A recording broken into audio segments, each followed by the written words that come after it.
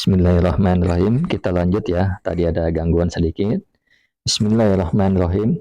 Li'anna lafzul godi, karena sesungguhnya lafat god ishtaharat ialah masyhur apa lafat god fi kalamihim, di perkataan mereka para ulama ashabus syafi'i.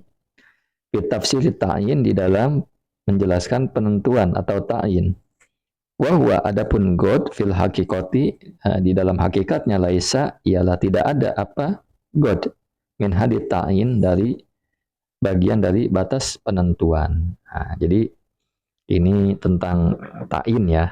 Nah, jadi konteks ta'in dalam niat ya, ta'in adalah menyebut jenis ibadah yang dilakukan. Misalkan puasa Ramadan, puasa Najar, puasa kafaroh, atau puasa apa gitu.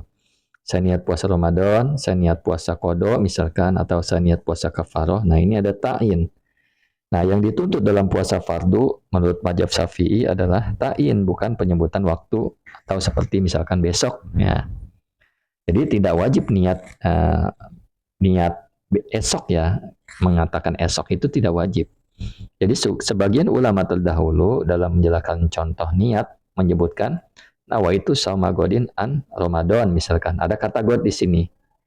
Nah, jadi padahal kata god di situ hanya contoh ya, bukan sekedar bagian dari wajib. Jadi bukan bagian dari wajib di dalam niat.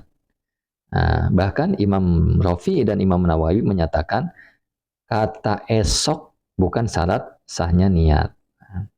Karena memang niat itu pekerjaan hati, itu yang pertama. Yang kedua, yang penting adalah penentuan jenis ibadah, bukan waktunya secara eksplisit. Jadi ibadahnya, nah, ibadah Ramadan, puasa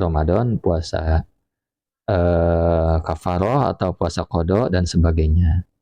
Nah, laisa fi hadit ta'in, maksudnya adalah wahwa fil haqiqati laisa fi hadit ta'in. Maksudnya adalah esok itu bukan bagian dari definisi ta'in yang sah. Jadi esok itu bukan bagian dari definisi ta'in yang sah.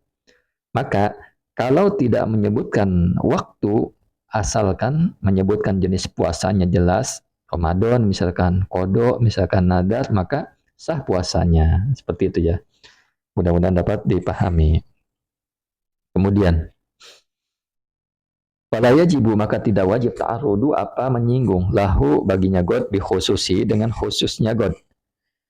Bal yakfi, bahkan cukup dukhuluhu apa masuknya god di saumi syahril manwi, di puasanya bulan manwi yang diniati. Lihusuli ta'in, karena untuk mencapainya ta'in, mencapainya penentuan hina izin ketika itu.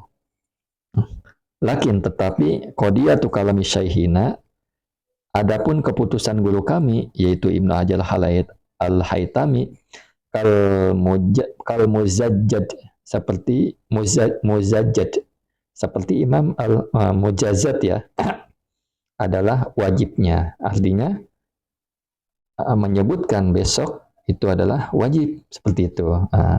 Bagaimana dikatakan oleh guru kami Ibnu Hajar al-Haytami dan Imam al-Muzajjad.